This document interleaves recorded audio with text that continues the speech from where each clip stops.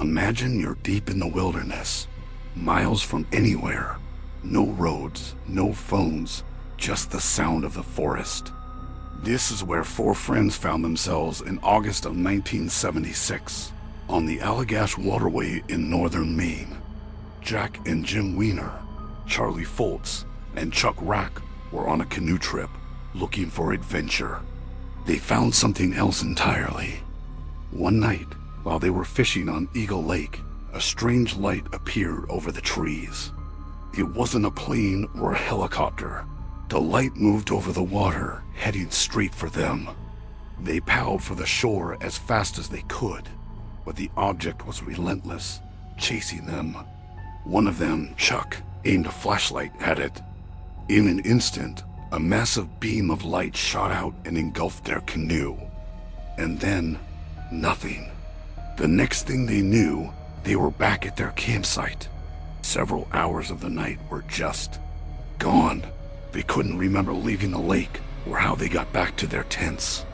At the time, they chalked it up to fear and exhaustion, a trick of the mind. But the real horror was just beginning. Years passed, but the men couldn't escape that night. Independently, they all began having the same terrifying nightmares. They dreamed of being in a bright, sterile room, paralyzed on a cold table. They saw tall, slender figures with large, dark eyes watching them, examining them. The dreams were so vivid, so real, they couldn't ignore them anymore. Their nightmares were identical, down to the smallest detail.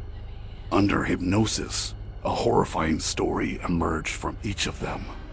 They all described being levitated from their canoe into a craft.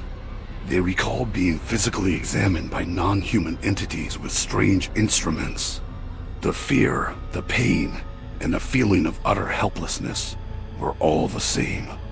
Medical exams even found strange, unexplained scars on their bodies that they couldn't account for. Investigators and researchers looked into their case for years. They found no evidence that the men were lying or had coordinated their stories. There was no motive for a hoax. To this day, the four witnesses have never wavered, never changed a single detail. Skeptics call it a case of shared delusion or false memory. But believers point to the physical evidence and the chilling consistency of their accounts. Something happened to those four men in the Maine wilderness.